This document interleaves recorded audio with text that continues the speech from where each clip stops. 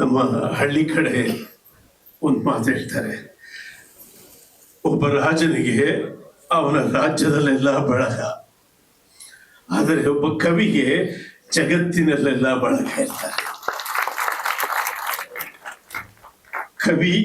ಕವಿರತ್ನದ ಗೆಳೆಯ ನಾಗೇಂದ್ರ ಪ್ರಸಾದ್, ಬಹಳ ದೊಡ್ಡ ಶೀರ್ಷಿಕೆಯನ್ನ ನಿನ್ನ ತಲೆ ಮೇಲೆ ಹೊತ್ಕೊಂಡಿದೀಯ. ಆ ಕವಿರತ್ನ ಅಂತ ಇಟ್ಕೊಂಡ್ಮೇಲೆ ನಿನಗೆ ಜವಾಬ್ದಾರಿ ತಾನಾಗೆ ಬರುತ್ತೆ. ಇವಾಗ 50 ವರ್ಷ ಅಷ್ಟೇ ತಾನೆ, ಇನ್ನು 25 ವರ್ಷ ಸಮಯ ಇದೆ. ನಿನ್ನ ಹೊಣೆಗಾರಿಕೆಯನ್ನ ನೀನು ನಿನ್ನ ಶೀರ್ಷಿಕೆ ಜೊತೆಯಲ್ಲಿ ಸಮನ್ವಯಿಸ್ಕೊಳ್ಳೋದು ಮುಂದೆ ಇದೆ. ಇವತ್ತು ಒಂದು ಸಂಭ್ರಮದ ದಿನ.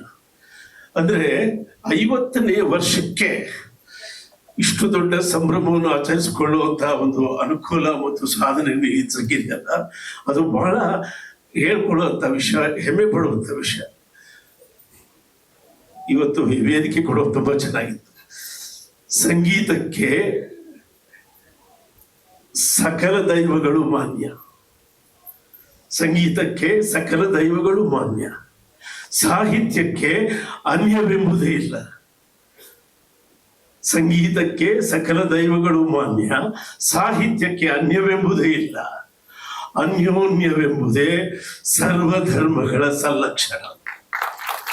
ಅದು ಇವತ್ತಿನ ವೇದಿಕೆಯಲ್ಲಿ ನಾನು ನೋಡಿದ್ರೆ ವೆರೈಟಿ ಪಕ್ಷಗಳು, ವೆರೈಟಿ ಅಧಿಕಾರಿಗಳು, ವೆರೈಟಿ ಭಿನ್ನಾಭಿಪ್ರಾಯಗಳು ಎಲ್ಲವೂ ಸೇರಿ ಇಲ್ಲಿ ಸಾಹಿತ್ಯ ಮತ್ತು ಸಂಗೀತದ ಹೆಸರಿನಲ್ಲಿ ಇವತ್ತು ಈ ವೇದಿಕೆಯ ಮೇಲೆ ಸೇರಿದ್ದಲ್ಲ, ಒಂದು ಅದ್ಭುತವಾಗಿತ್ತು. ಒಬ್ಬ ಕವಿಗೆ ಮತ್ತು ಸಂಗೀತಗಾರನಿಗೆ ಮಾತ್ರ ಸಾಧ್ಯ ಈ ಎಲ್ಲ ಪಕ್ಷಗಳನ್ನ ಹೀಗೆ ಹಿಡಿದಿಡೋದಕ್ಕೆ ನೀನು ಹಿಡಿದಿಟ್ಟಿದ್ದೀಯ.